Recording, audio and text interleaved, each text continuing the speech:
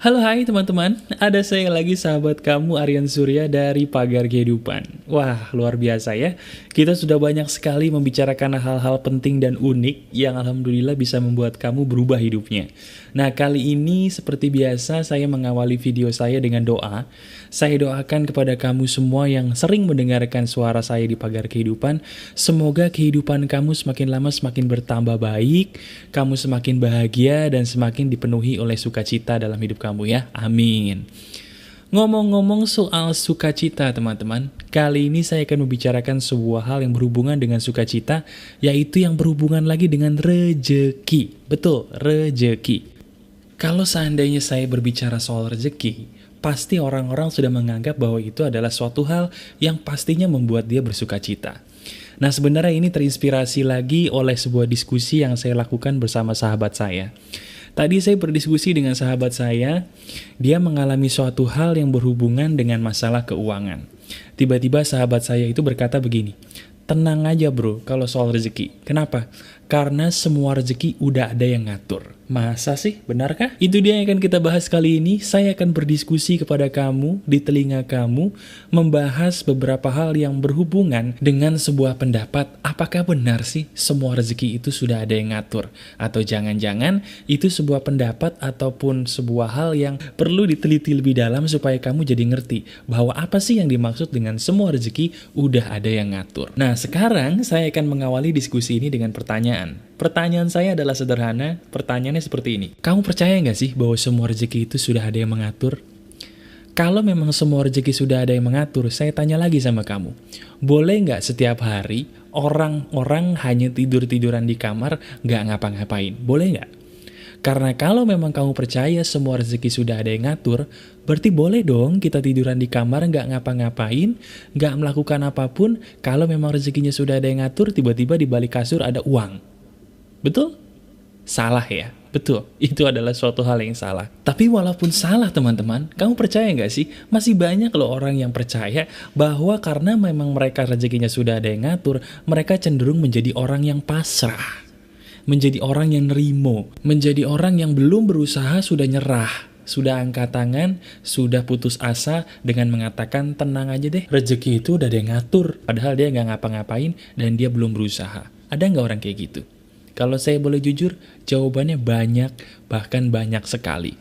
Nah, terus pertanyaannya gini mas bro, pemahaman yang benar tentang kalimat semua rezeki udah ada yang ngatur itu seperti apa? Pemahaman yang benar itu seperti ini, dengarkan baik-baik. Rezeki itu memang sudah ada yang ngatur. Tapi, ada tapinya. Semua rezeki kamu yang akan keluar di masa depan bergantung dari apa yang kamu tanam di masa kini. Saya ulang sekali lagi ya, benar semua rezeki sudah ada yang ngatur. Tapi, apa yang akan terjadi di masa depan dalam hal rezeki tergantung dari apa yang kamu tanam di masa kini. Jadi daripada kamu menjadi orang yang pasrahan dan lebih banyak nerimo, kenapa kamu nggak mikir setiap hari, apa ya yang bisa gue tanam di hari ini supaya di masa depan nanti gue bisa petik sebagai sesuatu hal yang gue tuai. Ya. Saya selalu percaya teman-teman bahwa dalam hidup ini ada sebuah hukum yang disebut dengan hukum tabur tuai. Mungkin kalau kaum-kaum beragama menyebutnya sebagai hukum karma. Hukum karma dengan hukum tabur tuai ini sama. Cuman bedanya kebanyakan orang salah menafsirkan karma seperti halnya orang menafsirkan kutukan. Ih, lu kena karma lu kemarin kencing di bawah pohon sih, lu kena karma lu sekarang begini lu, rasain lu. Ih, lu kena karma lu kemarin ledekin ini lu kemarin di situ tidur sih, lu kena karma lu, tidur di bawah pohon dan seterusnya. Seolah-olah karma itu kutukan. Padahal karma itu belum tentu kutukan teman-teman. Karma itu adalah sebuah hukum tabur tuai atau sebab akibat. Contohnya gimana mas bro? Contohnya begini. Saya selalu memberikan perumpamaan supaya kamu lebih gampang mengerti.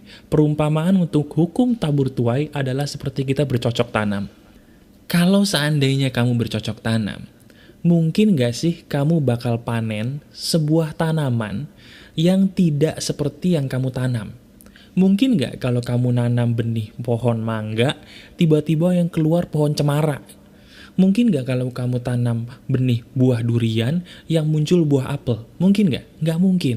Apapun yang kamu tanam dalam hal bercocok tanam, pasti tumbuhnya sesuai dengan apa yang kamu tanam, bukan? Kamu nanamnya mangga, ya tumbuhnya mangga. Kamu nanamnya singkong, tumbuhnya singkong, dan sebagainya. Dalam hidup pun seperti itu. Kalau kamu ingin mendapatkan kebaikan di masa depan, tanam dulu kebaikan di saat ini. Nah, kebanyakan orang-orang salah persepsinya di sini, teman-teman. Mereka berpikir semua rezeki udah ada yang ngatur. Betul, udah ada yang ngatur, tapi bergantung dari apa yang kamu tanam di masa lalu. Nah, sekarang yang kamu tanam di masa lalu itu sudah sesuai belum dengan apa yang kamu mau? Kalau kamu ingin menjadi orang yang berkelimpahan, tanam dulu rezeki dengan cara bersedekah. Belajar juga manajemen keuangan yang baik. Jangan cuma bersedekah tapi boros, sama juga bohong kan? Kalau kamu ingin bahagia, bahagiakan dulu orang lain. Apapun yang kamu tanam, suatu saat akan kamu tuai dengan syarat kamu tidak menggagalkan panennya. Loh mas bro, emang bisa gagal panen? Loh sekarang saya tanya balik, kalau dalam sebuah hal bercocok tanam, bisa nggak terjadi gagal panen? Bisa nggak? Bisa, begitu juga dengan hukum tabur tuai. Apa yang kamu tabur akan kamu tuai, tapi apa yang kamu tabur belum tentu akan kamu tuai kalau kamu menggagalkan prosesnya.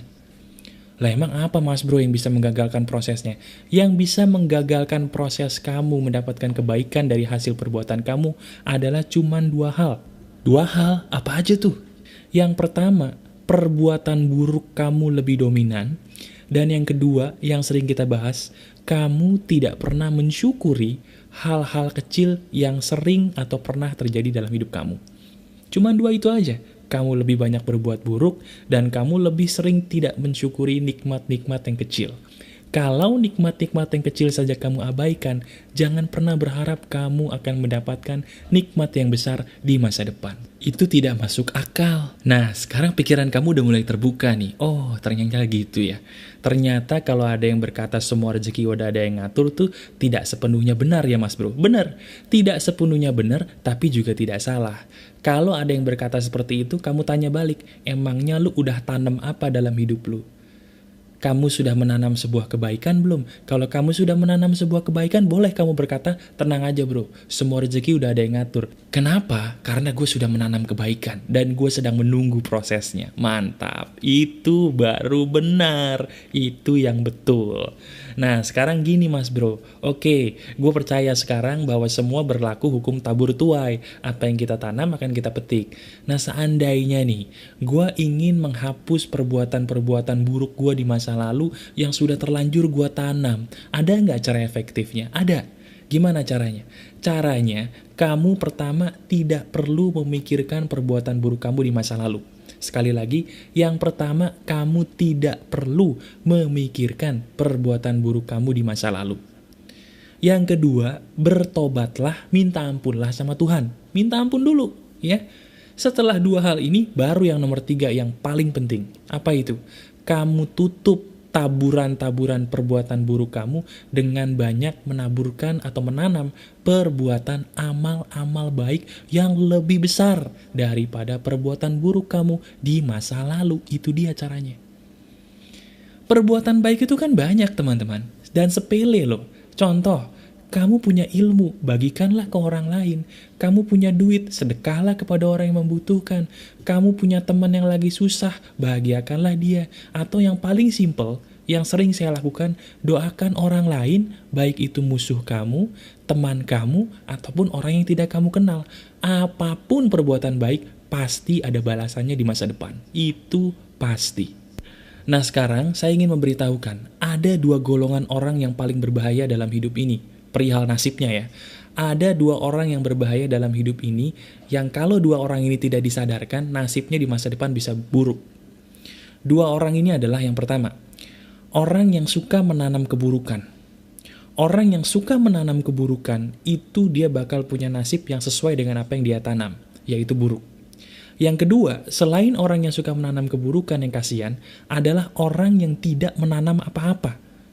Orang yang tidak menanam apa-apa pun juga bahaya, karena hidupnya pun akan tidak berkembang dan akan flat, akan datar. Orang yang paling berbahaya cuma dua golongan orang ini, teman-teman.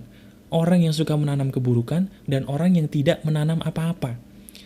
Nah, yang perlu kamu garis bawahi, kalau saya bilang orang yang menanam keburukan itu jelek, keburukan yang saya maksud di sini bukan keburukan hanya berhubungan dengan dosa besar loh. Pernah ada teman saya bilang gini, wah bro, ucapan lu bener sih, tapi gue pernah ya, gue tuh gak pernah berbuat jahat, gue gak pernah berzina, gue gak pernah memperkosa, gue gak pernah membunuh, gue gak pernah durhaka, gue gak pernah mencuri, tapi kenapa ya nasib gue sial mulu bro? Jawabannya tahu gak apa? Karena dia mengeluh. Keburukan itu juga berasal dari hal-hal sepele yang kebanyakan orang gak sadar. Salah satu yang paling sering dilanggar adalah apa? Keluhan, betul, mengeluh. Saya bilang di awal tadi, apa yang kamu tabur akan kamu tuai. Tapi kamu bisa gagal panen kalau kamu salah satunya mengeluh.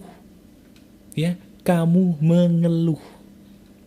Nah, maka dari itu, kalau kamu udah suka mengeluh, berhenti keluhannya, ganti dengan syukur, sambil tanam deh tuh amal-amal baik. Pasti nanti di masa depan hidup kamu akan berubah, itu pasti. Nah, saya punya fakta unik lagi nih teman-teman. Fakta yang mungkin kamu harus tahu juga ya. Kamu harus tahu teman-teman, setiap hari yang kamu hadapi itu sebenarnya adalah investasi loh. Kenapa saya bilang investasi? Karena kamu selalu menanam hidup kamu setiap hari dengan perbuatan. Nah, apa yang kamu tanam, nanti di masa depan akan kamu petik.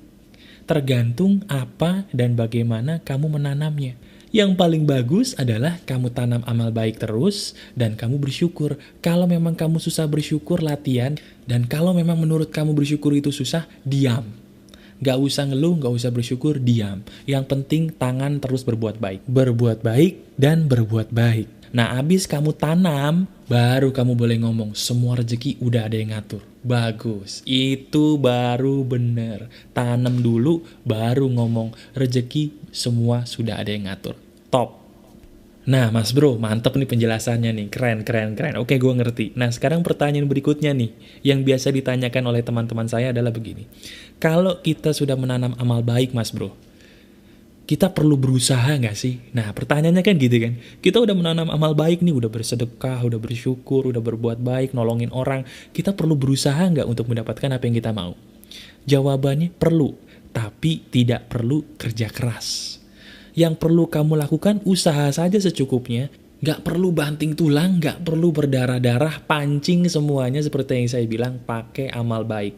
Jadi usaha perlu, tapi tidak perlu ngoyo, tidak perlu sampai kamu banting-banting tulang. Fokusnya di pertanyaan setiap hari, apa yang bisa gue tanam ya di hari ini untuk masa depan yang cerah bagi gue. Pikirin aja gitu tiap hari. Gue hari ini udah berbuat baik belum ya? Gue hari ini udah menanam amal baik belum ya? Kalau belum, gue tanam supaya masa depan gue bagus. Gitu aja. Pikirin gitu setiap hari.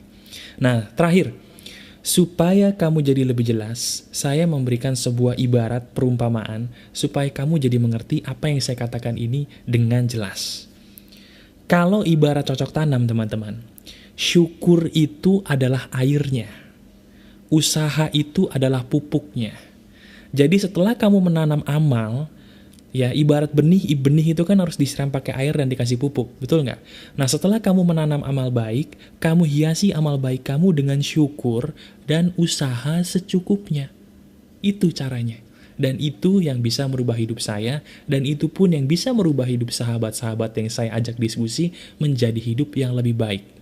Kalau saya bisa berubah, kalau mereka sahabat-sahabat saya pun bisa berubah, kamu pun pasti bisa, asalkan kamu mau praktek. Sekarang praktek kamu adalah, setiap hari kamu bangun, kamu tanyakan, hari ini apa yang bisa gue tanam untuk masa depan gue ya? Apa yang bisa gue lakukan untuk amal baik gue ya? Setiap hari kamu bangun dan katakan itu, niscaya masa depan kamu pasti berubah. Dengan syarat, tidak mengeluh, itu syaratnya.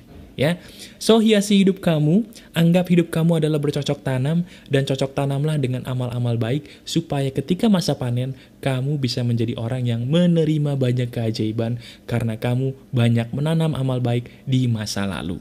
Taburlah kebaikan, dan tuailah kebahagiaan. Itulah filosofi hidup saya selama ini di dalam menjalani hidup. Kalau saya bisa, kamu pun pasti bisa. praktekkan, dan lihat hasilnya ya. Nah Mas Bro, makasih banget nih. Tapi kalau saya mau diskusi sama Mas Bro, bisa nggak? Bisa. Saya mulai saat ini akan rutin menyelenggarakan live streaming atau siaran langsung di YouTube. Nah bagi kamu yang ingin berdiskusi bersama saya secara langsung teman-teman, kamu harus subscribe dulu channel Pagar Kehidupan ini, karena dengan kamu subscribe, nanti akan diberi pemberitahuan kapan waktunya saya menyelenggarakan live streaming atau siaran langsung di Pagar Kehidupan. Ya, jadi kamu jangan lupa subscribe, silahkan subscribe dulu, dan kita ketemu lagi nanti di live streaming bersama saya Aryan Surya, sahabat kamu di Pagar Kehidupan. Silahkan praktekkan apa yang saya katakan ini, keep spirit, keep sharing, and keep loving. Bye-bye.